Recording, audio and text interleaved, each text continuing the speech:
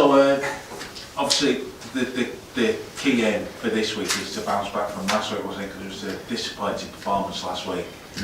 Yeah, I think last week's performance wasn't a true indication of how we're going this season. I think our first 4 games of the year, we weren't out enthused by any of those teams, but against Leeds we were. The good thing about these short turnarounds is the opportunity to put that to rest and right those wrongs, and that's what we're looking to do tomorrow night. What was the problem last week? Because it seemed as though it was like from fairly early on that you were sort of off your game a bit. I think that we didn't control the ruck. We didn't do the things we spoke about during the week, and ultimately that blew the scoreline out in the end. So you definitely got a point to prove this Thursday then?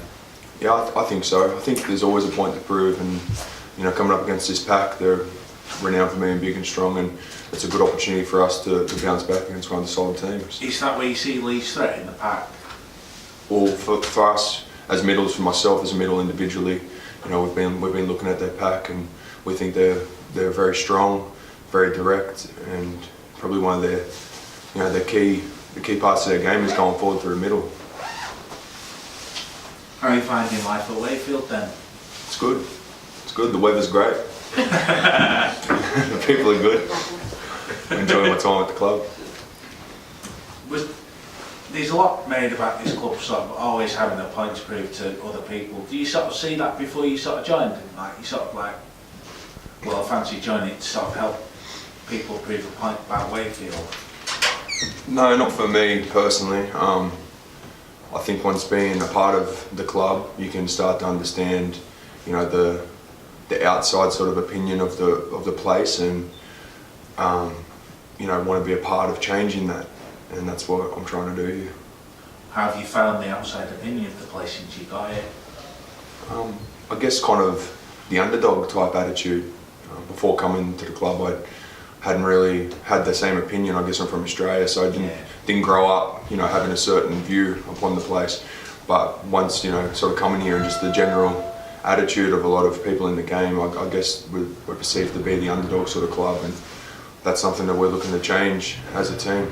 And that's the sort of real thing that you're sort of trying to foster, that spirit, the underdog spirit, like prove people wrong on the pitch and off the pitch as well.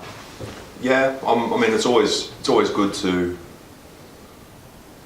prove people wrong if they think something negative of you, but ultimately you've got to do it for yourself, and that's what we're doing. We're doing it for ourselves and for the players on the team.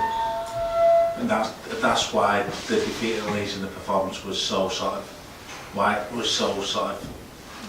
Chris was so sort of downhearted at the performance, really, because you never showed your true what you can do, really, can you? Yeah, we played well under what we're capable of.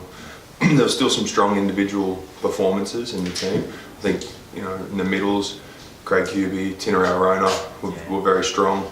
T's been strong all year for us. He's leading the tackle count, leading the runs every single week. So there was still some strong individual performances throughout the team, but we're just a little bit off, and we're going to fix that this week. Is the key sort of turning this place from last year into almost like a fortress sort of thing? That's the idea with most clubs. You want your home ground to be your fortress. You want to win your games at home, and you want to make it a tough place for other teams to come to.